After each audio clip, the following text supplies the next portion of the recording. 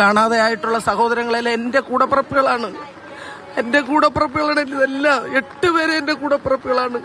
അവരെത്രയും പെട്ടെന്ന് കരയ്ക്കെത്തിക്കുവാൻ വേണ്ടി അധികാരികളുടെ കണ്ണ് തുറന്ന് അവരിവിടേണ്ട വാഹനങ്ങളെ വിട്ട് അവരെ എത്തിച്ചു തരാൻ വേണ്ടി ഞങ്ങൾ പ്രാർത്ഥിച്ചുകൊണ്ടേയിരിക്കുന്നു. 3 ദിവസമായില്ല.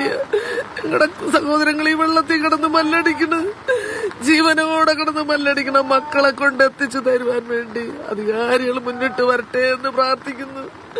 ഞങ്ങൾക്ക് എത്രയും പെട്ടെന്ന് ഞങ്ങളെ സഹോദരങ്ങളെ കൊണ്ട് എത്തിച്ചു തരുവാൻ വേണ്ടി അധികാരികളോട് പറയട്ടെ. അവരിറങ്ങട്ടെ. അവരുടെ വയറ്റിന്റെ വിശപ്പ് കൊണ്ടാണ് അവർ ഈ കടലും കാറ്റും നോക്കാതെ ഇറങ്ങി പോകുന്നത്. ഞങ്ങള് ശമ്പളക്കാരുമല്ല, ഞങ്ങൾക്ക് ഗവൺമെന്റ് വരുമാനമില്ല. ഞങ്ങളെ കടലാണ് ഞങ്ങളെ ഗവൺമെന്റ്. ഞങ്ങളെ കടലുകൊണ്ട് കിട്ടുന്നതാണ് ഞങ്ങളെ കുട്ടികളെ വളർത്തേണ്ടത്. അതുകൊണ്ട് കടലോ കാറ്റോ നോക്കാതെ അവരെ മക്കളെ പട്ടിണിക്കിടാതെ ഇരിക്കാൻ വേണ്ടിയിട്ടാണ് പോകുന്നത്. ജീവന് സുരക്ഷിതമില്ലാതെ അവർ പോകുന്ന മക്കളെ എത്രയും പെട്ടെന്ന് അധികാരികൾ മുന്നിട്ടിറങ്ങി അവരെ ഇറക്കി കണ്ടെത്തിക്കൊണ്ട് തരുവാൻ വേണ്ടി അവരെ വഴിയൊരുക്കാൻ പറയപ്പാ. ഈശോയേ, എത്രയും പെട്ടെന്ന് ഞങ്ങളെ സഹോദരങ്ങളെ എത്തിച്ചു തരുവാൻ വേണ്ടി അവരെ ഇറക്കാൻ പറയപ്പാ. ഓർക്കാട് ഹെലികോപ്റ്റർ എന്തൊരു വേണമെങ്കിലും ഇറക്കി ഞങ്ങളെ സഹോദരങ്ങളെ കൊണ്ടുതരാൻ വേണ്ടി എത്തിക്കപ്പാ. എല്ലാം എന്റെ കൂടപ്പിറപ്പുകളാണ്, എന്റെ സഹോദരങ്ങളാണ് ഇത്ര. എന്റെ സഹോദരങ്ങളെ കൊണ്ടുവരാൻ വേണ്ടി ഒരു മക്കളെ പോലും നിരാശപ്പെടുത്താതെ കൊണ്ടുവരട്ടപ്പാ. ഞങ്ങളുടെ പ്രാർത്ഥന കേൾക്കണമേ. ഉദ്യോഗസ്ഥന്മാരുടെ കണ്ണുകൾ തുറക്കണമേ. ഞങ്ങളുടെ സഹോദരങ്ങൾ ഇന്ന് 3 ദിവസമായി ബോട്ടിൽ ഉൾക്കടലിൽ കിടക്കുന്നുണ്ടപ്പാ. ഈ തണുപ്പിൽ അവർ കിടക്കുന്നുണ്ട്. അവരെ എത്രയും പെട്ടെന്ന് ഹെലികോപ്റ്റർ ഇറക്കി അവരെ കൊണ്ടുവരുവാൻ വേണ്ടി ഗവൺമെന്റ് നിങ്ങളുടെ കണ്ണുകൾ തുറക്കണമേ. നിങ്ങളുടെ കണ്ണുകൾ തുറപ്പിക്കണമേ ഈശോയെ. അവരുടെ കണ്ണുകൾ തുറപ്പിക്കണമേ ഈശോയെ. ഞങ്ങളുടെ സഹോദരങ്ങളെ എത്രയും പെട്ടെന്ന് കൊണ്ടുവരണമേ. രാഹുൽ ജി നാഥുണ്ട് വിശദാംശങ്ങളുമായി. രാഹുൽ, കണ്ടു നിൽക്കാൻ കഴിയുന്നതല്ല ഈ കരച്ചിൽ. അത് നിലവിളി പ്രാർത്ഥനയുടെ രൂപത്തിലാണ്. ഇപ്പോൾ അവർക്ക് പ്രതീക്ഷയുണ്ട്, കൊണ്ടുവരാൻ കഴിയും എത്രയും പെട്ടെന്ന്. അതിന് സർക്കാർ കനിയണമെന്ന ആവശ്യമാണ് അവർക്കുള്ളത്. വറുതിയുടെ കാലമാണ്. പലരും ചോദിക്കും, എന്തിനാണ് ഈ മുന്നറിയിപ്പ് ഉണ്ടായിട്ടും കടലിലേക്ക് പോയത്, കടലിൽ പോകരുത് എന്ന ജാഗ്രതാ നിർദ്ദേശം ഉണ്ടായിരുന്നില്ലേ എന്ന്. പക്ഷേ അവർ പറയുന്ന ഒരു പോയിന്റ് ഉണ്ട്, മക്കളെ വളർത്താൻ, വിശപ്പകറ്റാൻ വേറെ മാർഗങ്ങളില്ലാതെ പോകുന്നതാണ് എന്ന്. എന്താണ് തുടർ നടപടികൾ, വിശദാംശങ്ങൾ എന്താണ് രാഹുൽ?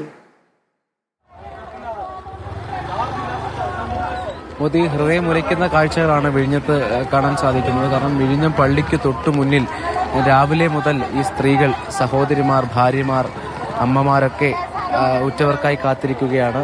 അവരെല്ലാവരും അഭ്യർത്ഥിക്കുന്നത് പെട്ടെന്ന് കാര്യങ്ങൾ ചെയ്യണം. കാരണം നമ്മൾ നേരത്തെ സൂചിപ്പിച്ചതുപോലെ അവർ കൃത്യമായി വിളിച്ചറിയിച്ചു, എഞ്ചിൻ തകരാറായി, ഞങ്ങൾ ഇന്നയിടത്താണുള്ളത് എന്ന് വിളിച്ചറിയിച്ചിട്ട് പോലും കണ്ടെത്താൻ എന്താ കഴിയാത്തതെന്ന് പറയുന്നുണ്ട്.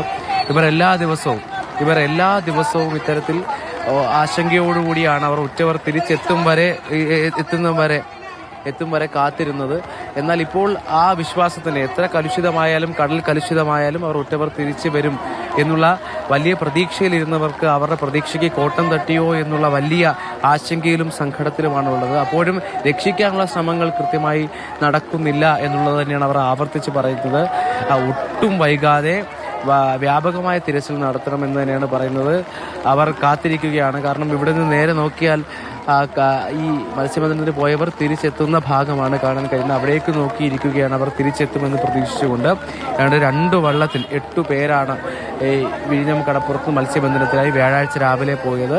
അവരുടെ ഭാര്യമാരും മക്കളും സഹോദരിമാരുമാണ് ഇത്തരത്തിൽ പള്ളിക്ക് മുന്നിൽ നിന്ന് പ്രാർത്ഥനയോടുകൂടി കാത്തിരിക്കുന്നത്. അതിവൈകാരികമായ കാഴ്ചകളാണ് ഈ പള്ളിക്ക് മുന്നിലുള്ളത്. എല്ലാവരും ഒരേ സ്വരത്തിൽ അഭ്യർത്ഥന നടത്തുകയാണ്, പ്രാർത്ഥിക്കുകയാണ് ഉറ്റവർ തിരിച്ചെത്താൻ വേണ്ടി.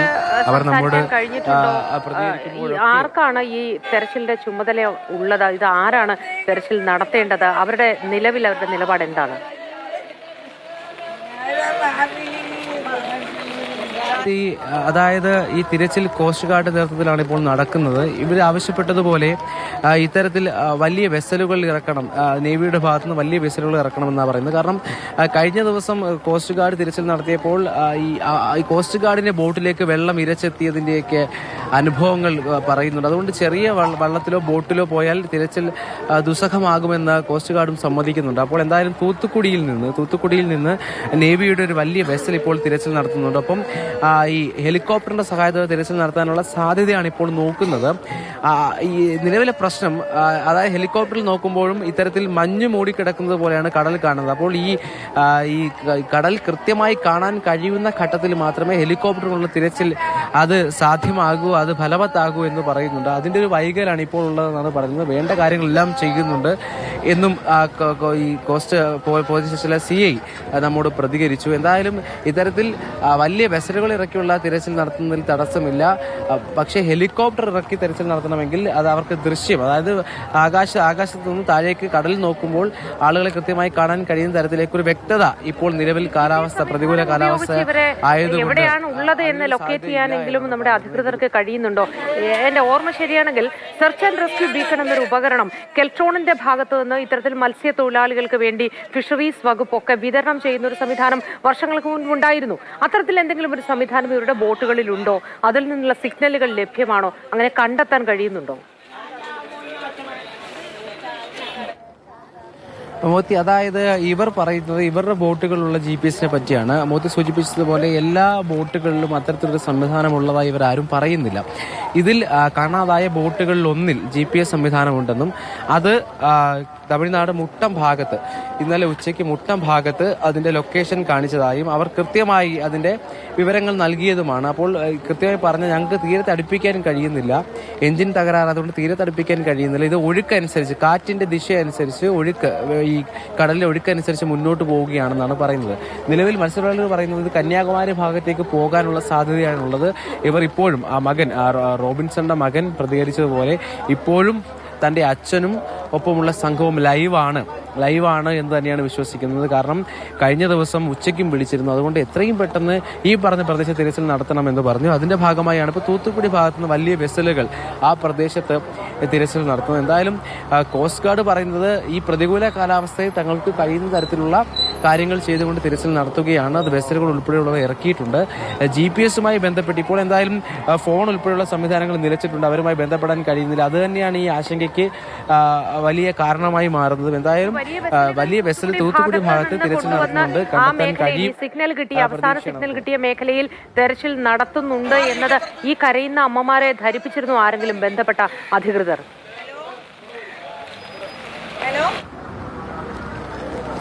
അതായത് വ്യക്തമായ വിവരം ലഭിക്കാത്തത് കൊണ്ടാണ് ഈ പറയുന്ന ആശങ്ക നിലനിൽക്കുന്നത്. ഇവിടെ ഈ പള്ളി കമ്മിറ്റിയുമായി ബന്ധപ്പെട്ടവർ പോലീസുമായി നിരന്തരം ബന്ധപ്പെടുകയും പോലീസ് വാഹനം കാണാം, അവർ വിളിച്ച് പറയുന്നുണ്ട്, അവർ കാര്യങ്ങൾ വിളിച്ച് പറയുന്നുമുണ്ട്, ഇവരോട് കാര്യങ്ങൾ അറിയിക്കുന്നുണ്ട്. എങ്കിലും ഈ ഉറ്റവർ ഇത്രയും ദിവസത്തിന് ശേഷവും കാണാത്തതിന്റെ ഒരു വലിയ ആശങ്കയിലാണ് അവർ ഉള്ളത്. പിന്നീട് ഈ ഹെലികോപ്റ്റർ പോലുള്ള സംവിധാനങ്ങൾ ആ പരിശോധന നടക്കുന്നില്ല എന്നുള്ള പരാതിയും ഇവർക്കുണ്ട്. എന്തായാലും തൂത്തുക്കുടി എന്ന് പറയുമ്പോൾ ഒരല്പം ദൂരമുണ്ട് ഈ പറയുന്ന പ്രദേശത്ത് നിന്ന്. അതുകൊണ്ട് തന്നെ അവിടെ ഇറക്കിയാൽ എങ്ങനെയാണ് എന്നൊക്കെയുള്ള ചോദ്യങ്ങളും ഇവർക്കുണ്ട്. എന്തായാലും സാങ്കേതികമായ പ്രശ്നങ്ങൾ കോസ്റ്റ് ഗാർഡ് ഉൾപ്പെടെയുള്ളവർ പറയുന്നുണ്ട്. അതിൽ പ്രതികൂല കാലാവസ്ഥയുമായി ബന്ധപ്പെട്ട് പറയുന്ന കാര്യങ്ങൾ അത് ഒരു പരിധിവരെ ശരിയുമാണെങ്കിൽ പോലും ഈ പറയുന്ന ആവശ്യങ്ങൾ അംഗീകരിച്ച് അവരെ കണ്ടാൽ മാത്രമാകും ഈ പ്രാർത്ഥനയോടെ ഇരിക്കുന്ന അമ്മമാർക്ക് ആശ്വാസമാകുക. ആ ആശ്വാസത്തിന് പകരം വെക്കാൻ മറ്റൊരു വാർത്തയും ഇരു ഭാഗത്തുമുണ്ട് ന്യായങ്ങൾ. പ്രതികൂല കാലാവസ്ഥ ഒരു വലിയ പ്രശ്നമാണ് ഇവർക്ക്. തെരച്ചിൽ നടത്തുന്നതിന് ഹെലികോപ്റ്ററൊക്കെ ഇറക്കിയുള്ള തെരച്ചിൽ എത്രത്തോളം പ്രാവർത്തികമാണ് എന്നത് ഈ കാലാവസ്ഥയെ അടിസ്ഥാനപ്പെടുത്തിയായിരിക്കും തീരുമാനിക്കാൻ കഴിയുക.